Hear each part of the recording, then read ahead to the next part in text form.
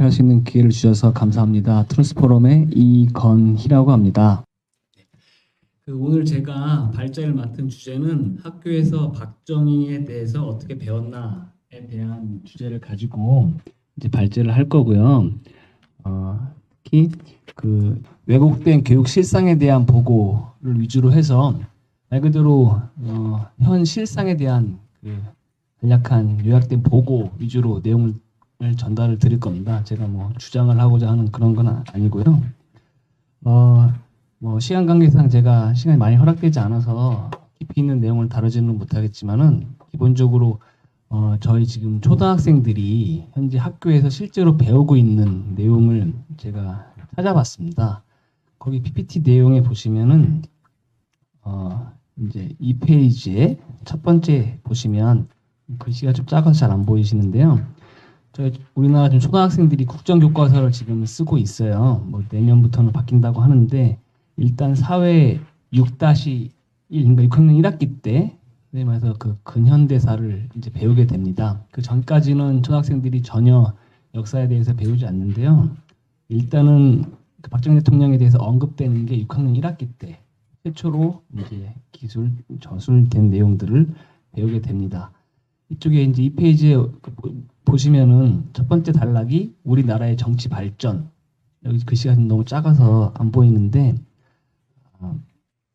여기에 이 세 단락의 내용을 보시면 전부 민주화에 대한 내용만 나오게 됩니다. 전혀 일단 주제 자체가 단락이 두 단락인데 우리나라의 정치에서는 민주화의 과정 이것만 언급이 돼서 초등학생들이 배우게 되는데요. 초등학교 국정교과서에서 박정희 대통령에 대한 전체적인 논전은 일단 부정적인 입장에서 저술이 되었습니다. 첫째로 문장이 모두 박정희 대통령에 대한 부정적 평가에 기반한 저술입니다. 전혀 긍정적인 의미와 뉘앙스가 없고요. 민주화 세력은 좋고 박정희는 일방적으로 법을 어긴 독재자로 저술되어 있습니다.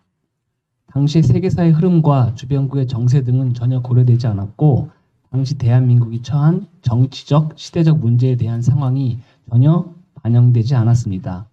이 교과서를 공부하는 초등학생의 경우에는 자연스럽게 박정희에 대해서 인식이 부정적으로 인식되고 나쁜 사람으로 자리매김하는데 일조할 수 있도록 저술되었습니다.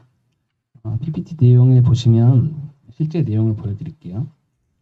이 페이지의 그 하단부에 보시면 그 최초로 초등학교 교과서에 박정희 대통령에 대해서 언급되는 내용이 나옵니다.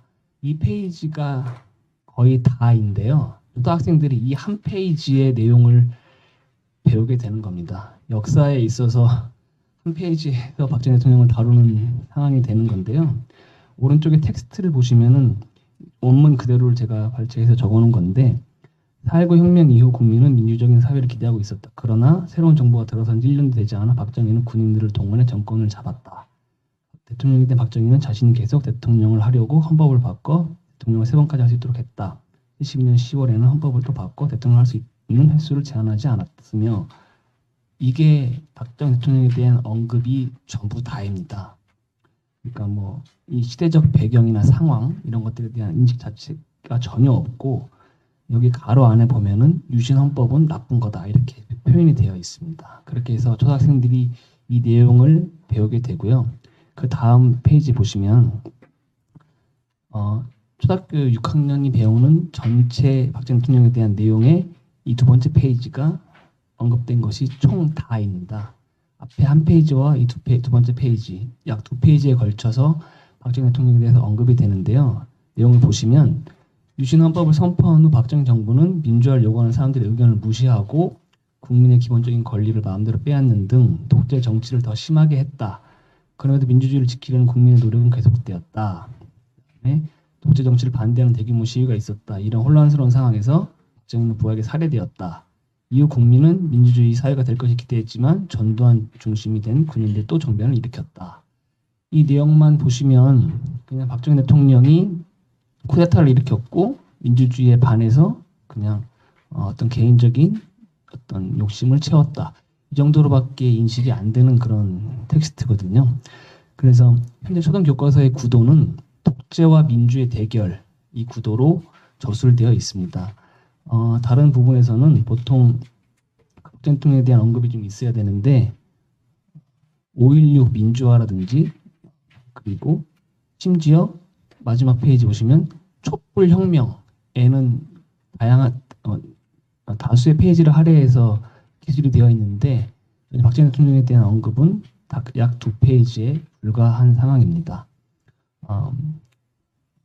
자유민주 대한민국의 역사에서 가장 핵심적인 대결 구도는 독재와 민주의 대결이 아니고 대한민국이 건국 때부터 선택한 자유민주주의 체제에 대항하여 그것을 부정하고 붕괴시키려고 한 세력과의 대결이었는데 그에 대한 언급은 전혀 없고 이렇게 일방적으로 민주화 세력에 대한 호의적인 태도에 입각해서 교과서가 저술되어 있습니다.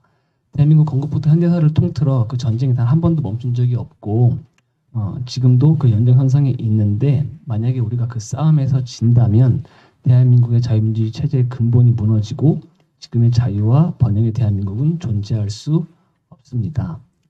5.16을 군사 쿠데타로 부정적으로 단순하게 표현하고 있는데 초등학교를 비롯하여 중고등학교에서도 그 시대의 배경을 종합적으로 가르치고 있지 않습니다. 5.16은 안정적인 민주 헌정을 파괴한 것이 아닙니다. 당시에는 북한의 노골적인 적화 야욕이 지속된 시기였고 당시 김일성은 4.19 직후에 1960년 8월 14일에 8.16 경축사를 통해서 연방제 통일안을 최초로 제기했던 시기입니다. 이와 같은 시대 상황이 배경이 있음에도 불구하고 이런 것들은 전혀 언급이 되어 있지 않죠. 당시 북한은 본인들이 주도해서 통일을 할 의도를 가지고 대남 공작망을 가동하여 대한민국 내부에서 사회 혼란을 야기하고 각종 시위 배후에서 공작을 펼치는 상황이었습니다. 그러나 당시 정권을 잡고 있던 민주당은 전혀 그 사태를 제압하지 못하고 혼란스러운 상황이었고 서로 정쟁만을 일삼으면서 헤어나가지 못하는 상황이었습니다. 이와 같은 상황에서 이 혼란한 시기에 대한민국의 자유민주 헌정은 중대한 위험에 빠져들고 있었고 그 상황을 수습하고 정상화시킨 것이 5.16이었습니다. 그 위기는 5.16을 거치면서 수습되었고 위기에 처한 자유민주 질서는 지켜질 수 있었던 것입니다. 5.16은 이와 같은 체제 수호의 관점에서 바라볼 수 있는 균형 잡힌 시각에서 초등교과서가 저술되어야 하는데 현재 대한민국의 국정교과서에서는 그와 같은 내용이 전혀 포함되어 있지 않습니다. 자라나는 학생들에게 어려서부터 이런 오염된 역사를 주입하게 된다면 체제 수호의 자랑스러운 역사로서 박정희 대통령을 기억하고 인식하는 것이 아니라 단순히 한 개인의 욕심 많은 독재자라고 기억되게 될 것입니다. 그런 학생들이 전국의 초등학교에서 이 교과서를 학습을 하고 세뇌가 되어 중학교, 고등학교를 진학하고 그들이 사회에 나와서 유권자가 된다면 앞으로의 자유민주수 세력의 정치 세력은 더욱 힘을 잃고 약화돼서 설 자리가 좁아지게 될 것입니다. 1987년 6월 민주화 항쟁이 마치 없던 민주주의를 투쟁으로 얻어낸 것처럼 인식되는데 대한민국은 이미 건국 당시 이승만 대통령의 건국 그 자체가 자유민주주의 체제를 수립한 혁명이었습니다. 다만 북한을 주축으로 한 남한의 좌익 세력이 끊임없이 체제를 전복하고 이 땅의 자유민주주의를 빼앗기 위한 공격에 대항해야 했고 그 과정에서 자유민주주의를 수호해야 했던 것입니다. 그와 같은 상황 하에서 박정희 대통령의 당시 5.16을 바라봐야 하고 정당성을 인정해야 합니다. 그래서 지금 대한민국 국정교과서에서는 이와 같은 균형 잡히지 못한 내용으로 저술이 되어 있다는 내용을 일단 말씀드리도록 하겠습니다. 감사합니다.